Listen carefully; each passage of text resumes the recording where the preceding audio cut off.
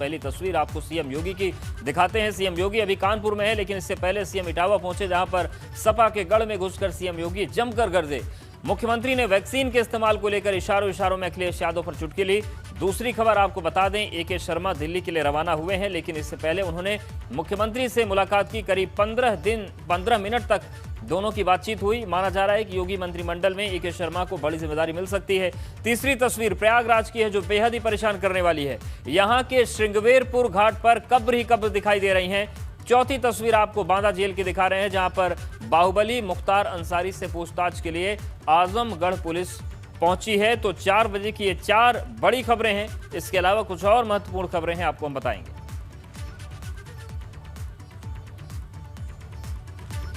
और इस बीच बड़ी खबर है सूत्रों के हवाले से, MLC AK शर्मा को बड़ी जिम्मेदारी योगी सरकार में मिल सकती है। इसी बीच MLC AK Sharma PM Modi से मुलाकात के लिए दिल्ली रवाना हो गए हैं। आज शाम को AK शर्मा PM मोदी से मुलाकात करेंगे, जहां पर वाराणसी मॉडल समेत कई मुद्दों पर वो बातचीत करेंगे। इससे पहले AK शर्मा ने लखनऊ में CM योगी से मुलाकात की। दोनों के बीच करीब 15 मिनट तक बातचीत हुई और इस दौरान CM योगी ने AK शर्मा की तारीफ भी की। तो वाराणसी मॉडल सहित कई मुद्दों पर बातचीत होगी और इसके साथ ही साथ महत्वपूर्ण यह है, बड़ी खबर यह है कि AK शर्मा को मंत्रिमंडल विस्तार में बड़ा मौका, बड़ी जिम्मेदारी मिल सकती है। आज CM योगी के साथ उनकी 15 मिनट की मुलाकात हुई।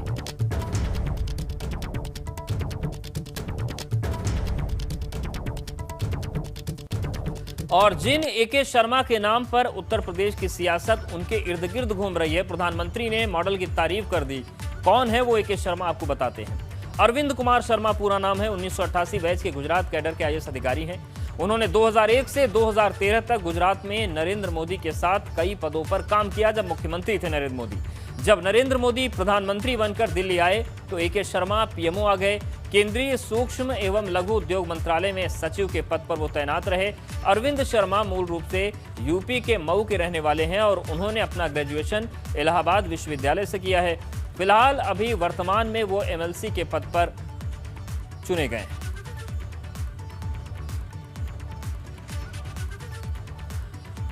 और ब्यूरो चीफ वीरेश पांडे हमारे साथ जुड़ गए। हम सीधे रुक करते हैं लखनऊ का। वीरेश, जिस तरीके से ABP गंगा ने सबसे पहले बताया था कि खबर यह मिल रही है कि AK शर्मा अब दिल्ली भी जाएंगे, प्रधानमंत्री से मुलाकात भी करेंगे, वो तमाम चीजें हो रही हैं।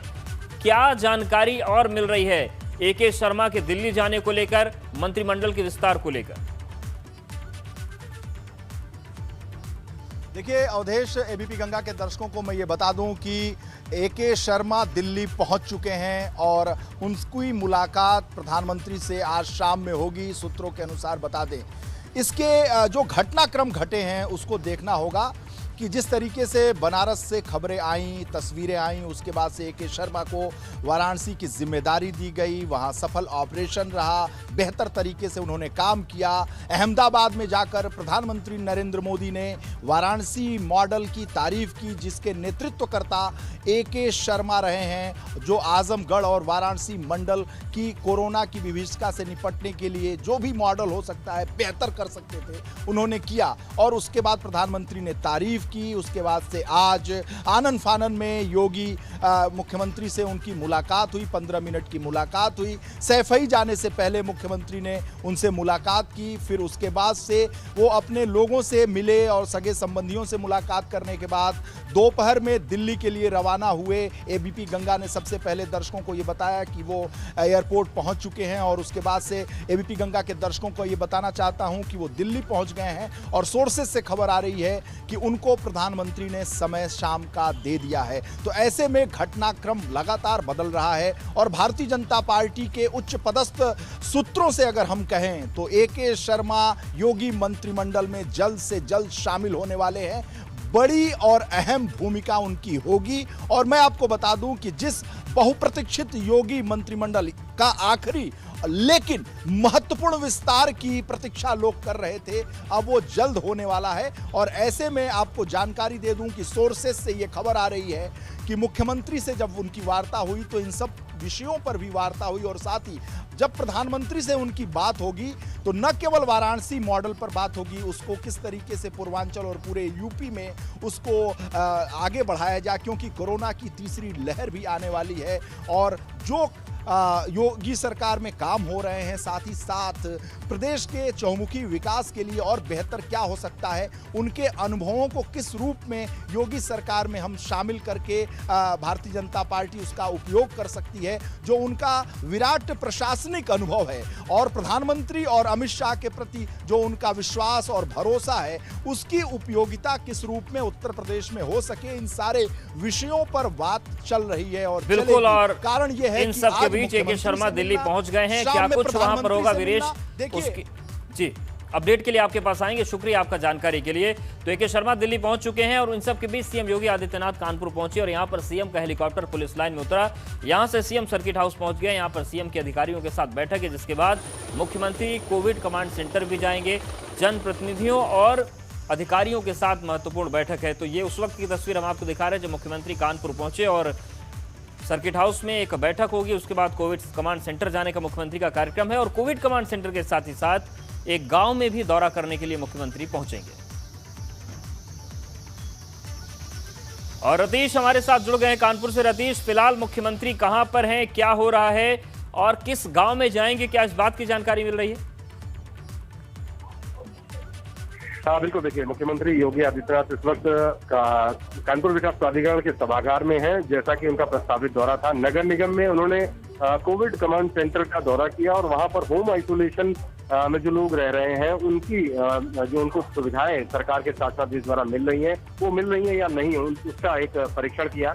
इसके साथ ही मुख्यमंत्री ने 25 कानपुर शहर में ऐसे अस्पताल हैं जिनमें कोविड मरीजों का इलाज चल रहा है, जिनमें 22 की सीसीटीवी के द्वारा निगाह रखी जाती है नगर निगम में जो कोविड कमांड सेंटर है वहां से, उसके बारे में जानकारी ली। इसके बाद मुख्यमंत्री कानपुर विकास प्राधिकरण के सभागार में आए हैं, जहां जनप्रतिनिधियों के साथ बातचीत कर रहे हैं और इसके बाद वीडियो कॉन्फ्रेंसिंग करेंगे कानपुर मंडल के तमाम अधिकारियों, जिलाधिकारी के साथ। और जो कानपुर मंडल के अन्य जनपद है, कन्नौज है, इटावा, औरैया है, तमाम कानपुर देहात है, इन जनपदों के जिलाधिकारियों से बातचीत करके कोविड के प्रबंधन को लेकर के समीक्षा बैठक करेंगे और उसके बाद मुख्यमंत्री मीडिया से ब्रीफिंग भी करेंगे।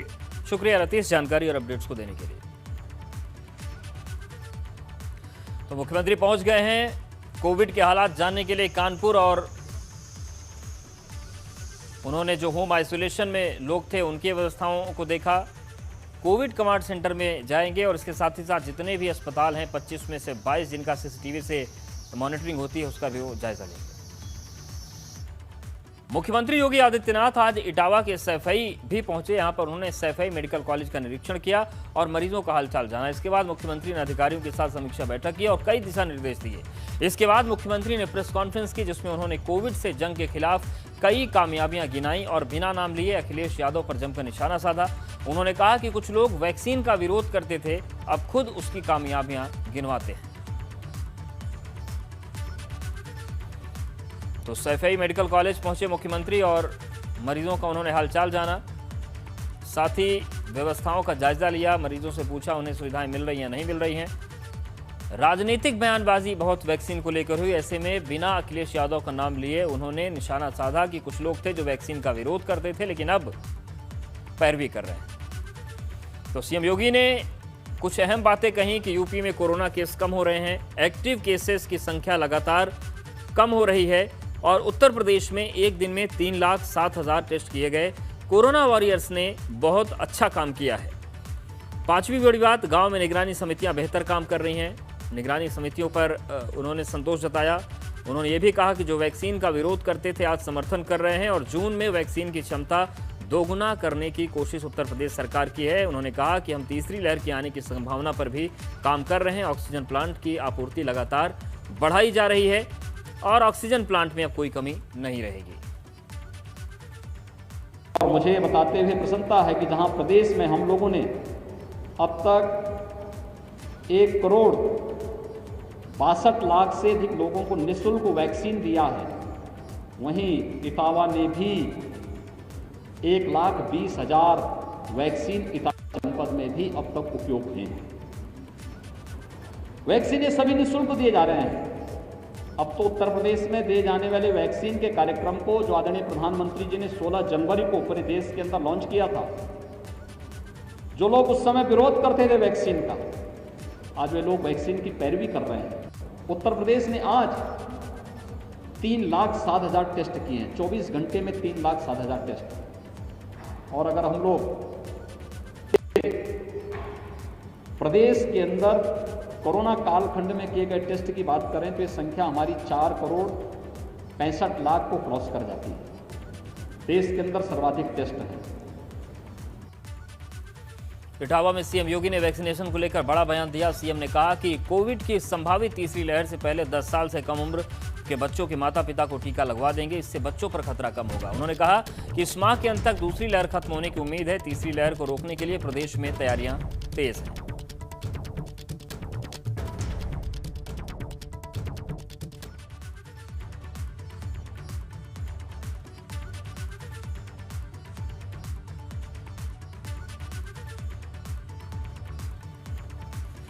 तो तीसरी लहर को रोकने के लिए तैयारियां तेज हैं और सीएम ने यह भी कहा कि 10 साल से कम उम्र के जो भी बच्चे हैं उनको उनके माता पिता को टीका लगवाया जाएगा ताकि बच्चों पर खतरा कम हो। उन्होंने कहा कि इस माह के अंत तक दूसरी लहर खत्म होने की उम्मीद है। तीसरी लहर को रोकने के लिए प्रयास तेज है।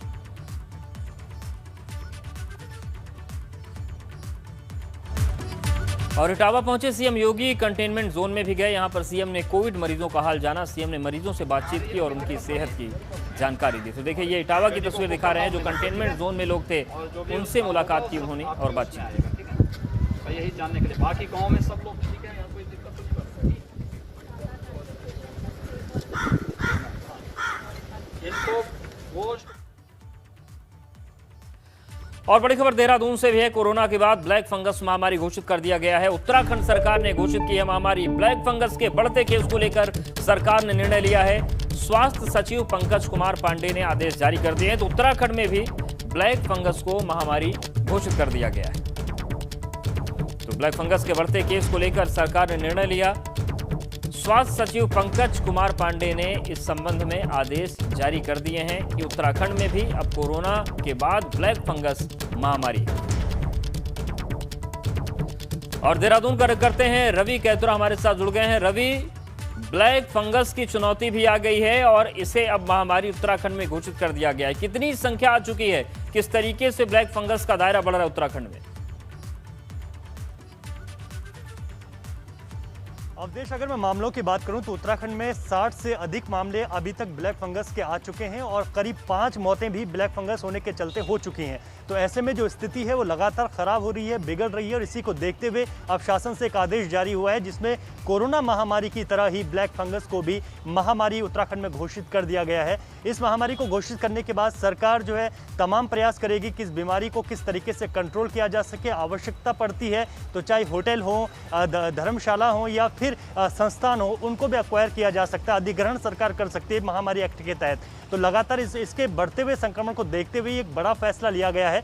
अभी तक लगातार सबसे ज़्यादा जो मामले हैं वो ऋषिकेश एम्स में है। जानकारी ये भी है कि 2 और मामले आज कुमाऊं क्षेत्र में ब्लैक फंगस के सामने आए हैं। तो ऐसे में लगातार क्योंकि कोरोना का कहर जारी है, उत्तराखंड में अभी कोरोना की जो स्थिति है वो सामान्य नहीं हुई है। कुछ मामले ज़रूर कम हुए हैं, लेकिन सीधे तौर पर देखा जाए तो ब्लैक फंगस जो कि लगातार अब लोगों को डरा रहा है, उसी को देखते हुए अब इसकी पूरी तैयारियां की जा रही हैं। मुख्यमंत्री की आज कोविड को लेकर समीक्षा बैठक थी जिसमें खास फोकस ब्लैक फंगस पर किया गया। सभी जिलाधिकारियों को निर्देशित किया गया है कि अपने अपने ज़िलों में व्यवस्थाएं सुनिश्चित कर लें, अस्पतालों में व्यवस्थाएं सुनिश्चित कर लें कि किस तरीके से अगर मामले बढ़ते हैं तो लोगों को उपचार दिया जा सके। लेकिन हाँ, एक बात ज़रूर है कि लगातार अब ब्लैक फंगस को लेकर जो इंजेक्शन की बात हो रही है वो इंजेक्शन की उपलब्धता बहुत कम अभी उत्तराखंड के पास है। आज 50 इंजेक्शन केंद्र से उत्तराखंड को मिले हैं, लेकिन ये संख्या बहुत कम है, ज़रूरतें बहुत ज़्यादा हैं। हमने ये भी देखा कि लगातार अब लोग जो डॉक्टर्स का जो प्रिस्क्रिप्शन है उसके आधार पर लोग ब्लैक फंगस के इंजेक्शन के लिए इधर उधर भटक रहे हैं। लेकिन इसके लिए भी शासन ने एक SOP जारी की है कि ये जो इंजेक्शन है ये कोविड डेडिकेटेड हॉस्पिटलों में ही मिलेंगे,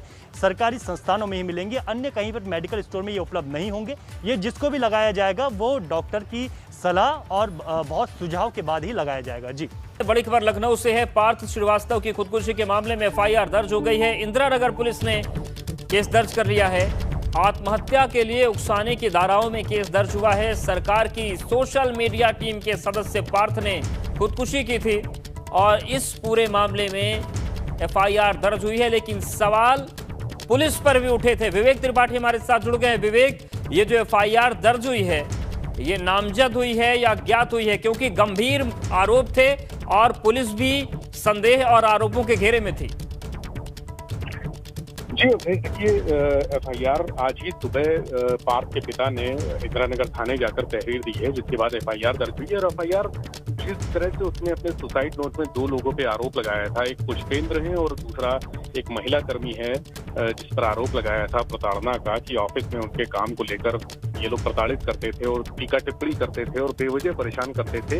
ये सुसाइड नोट में 2 नाम लिखे थे, हालांकि नाम काफी थे, लेकिन जो प्रथम दृष्टया जो 2 नाम सामने थे जिन पर आरोप था, ये पुष्पेंद्र और महिला कर्मी थे, जिनके खिलाफ एफआईआर हुई है। बाकी जो 4-5 नाम उसमें और भी हैं, उनके बारे में छानबीन की जा रही है। पुलिस का कहना उसी समय था, देखिए बुधवार सुबह की घटना थी, लेकिन अभी तक, आज शनिवार है, अभी तक एफआईआर नहीं हुई थी। पुलिस से इस मामले में जब हम लोगों ने पहले एडीसी गंगा ने बात की थी, तो उन्होंने कहा था पुलिस कमिश्नर ने कि अभी तक जो पीड़ित परिवार है उसकी तरफ से तहरीर नहीं मिली है, इसलिए एफआईआर दर्ज नहीं हो रही है। जिस तरह से वो जो भी आरोप लगाएंगे, जिसके खिलाफ भी तहरीर देंगे, उसी आधार पर एफआईआर दर्ज करके बिल्कुल। लेकिन विवेक, सवाल और भी उठता है कि इतना बड़ा मामला है, सरकार की ही सोशल मीडिया की टीम का सदस्य पार्थ था, क्या इस मामले में स्वतः संज्ञान वाली स्थिति नहीं बनती थी? और आरोप तो यहां तक लगे कि जो पीड़ित था, आत्महत्या जिसने की पार्थ ने, उसका ट्वीट तक डिलीट किया गया। बिल्कुल। अब देखिए, पुलिस की जो प्रथम दृष्टया जो लापरवाही है, चूंकि ये भी कहा जा रहा है, ये भी चर्चा है कि मामला बड़े लोगों से जुड़ा है और सीएम की सोशल मीडिया सेल का मामला था, इसलिए तमाम तरह के दबाव पुलिस पर पड़े हैं कि इस मामले में एफआईआर ना हो। और जो आरोपी हैं वो भी रसूखदार बताए जा रहे हैं, वो काफी प्रभावशाली लोग हैं, जिनके सूचना विभाग के कई अधिकारियों से व्यक्तिगत संबंध है। यही वजह थी कि पुलिस इस मामले में अपनी तरफ से कोई कार्रवाई नहीं करना चाहती थी।